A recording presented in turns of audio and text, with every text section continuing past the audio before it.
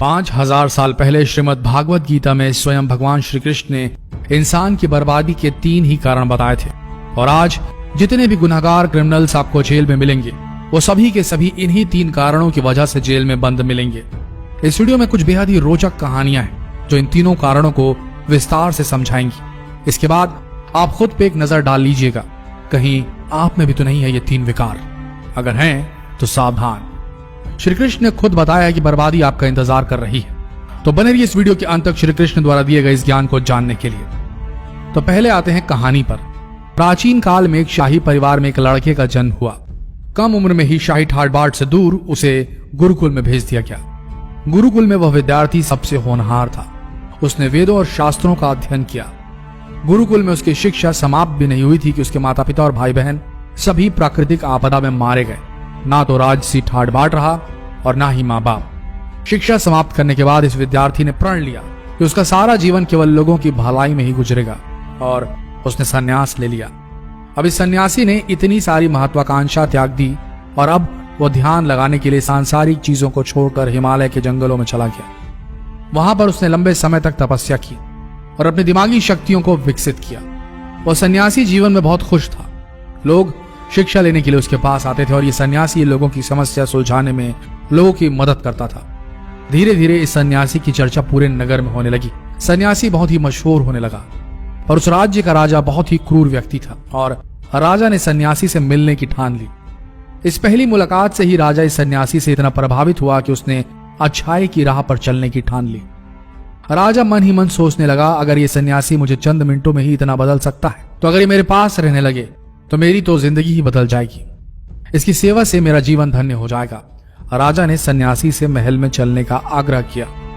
सन्यासी इसके लिए मान गए और राजा सन्यासी को लेकर महल पहुंच गए। वहां राजा ने शाही कमरे में सन्यासी को भोजन करवाया। सन्यासी ने राजा का धन्यवाद किया और जाने की आज्ञा मांगी। राजा ने कहा, आप हमारे बगीचे में हमेशा के लिए रह सकते हैं। मैं आपकी जरूरत की सभी वस्तुएं, खाना, रहना, कपड़ा आदि प्रबंध करवाता हूँ। सन्यासी ने राजा के प्रस्ताव को स्वीकार कर लिया। बगीचे में सन्यासी के लिए कुटिया बना दी गई। सन्यासी काफी साल वहीं रहे। राजा ने भी सन्यासी की खूब सेवा की। कुछ सालों बाद एक दिन अचानक राजा और रानी दोनों ही पड़ोस के राज्य में चले गए और एक सेवादार को सन्यासी की सेवा करने के लिए बोल गए। लेकिन सेवादार बीमार पड़ गया और अगले दिन से आया ही नहीं। सन्यासी को ना तो अब कोई भोजन देने वाला था और ना ही सन्यासी की देखभाल करने वाला था। कुछ दिनों बाद जब राजा वापस लौटे तो सन्यासी ने राजा को खूब डांट लगाई और कहा, गैर जिम्मेदारी की भी हद होती है। जब तुम मेरी जिम्मेदारी उठा ही नहीं सकते थे तो ली ही क्यों भला। राजा ने सन्यासी से क्षमा मांगी और सन्यासी ने फिर भी राजा को काफी कुछ बोला और कुछ देर बाद मामला शांत हो गया। रानी भी ये सब चुपके से देखती रही पर शांत रही। फिर कुछ दिन बाद राजा को राज्य से फिर बाहर जाना पड़ गया। इस बार राजा ने रानी को निर्देश दिया, जब तक मैं नहीं आता आप सन्यासी की जरूरतों का पूरा ध्यान रखें। रानी हर रोज भोजन पकवा के सन्यासी को भेज देती।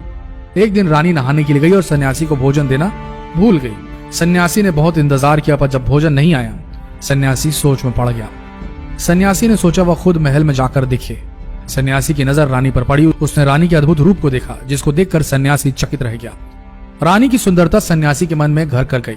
सन्यासी इस सुंदरता को भुला न सका। वो खाना पीना छोड़कर अपनी कुटिया में ही पड़ा रहा।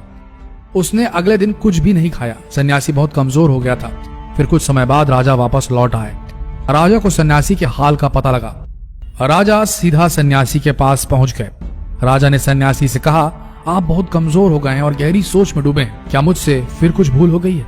सन्यासी ने बताया, राजा मैं आपकी रानी की अद्भुत सुंदरता के मोह में पड़ गया हूँ और रानी के बिना जिंदा नहीं रह सकता। राजा ने कहा, मेरे साथ मेरे महल चलिए, मैं आपको रानी दे दूंगा।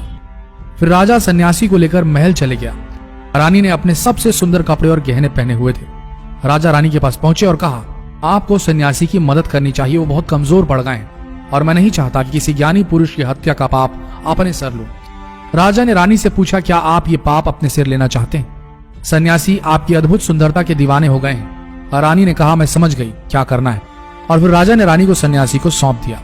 सन्यासी रानी को लेकर जब कुटिया के दरवाजे पर पहुंचा तो रानी ने सन्यासी से कहा, हमें रहने के लिए घर चाहिए। सन्यासी तुरंत राजा के पास गया और कहा, राजा हमें रहने के लिए घर चाहिए। राजा ने उनके रहने के लिए घर का प्रबंध किया। सन्यासी रानी को लेकर जब घर पहुंचा तो रानी ने कहा, घर तो बहुत गंदा है और इसकी तो हालत ही बहुत खराब है। सन्यासी फिर राजा के पास पहुंचा और कहा, राजा घर की हालत बहुत खराब है।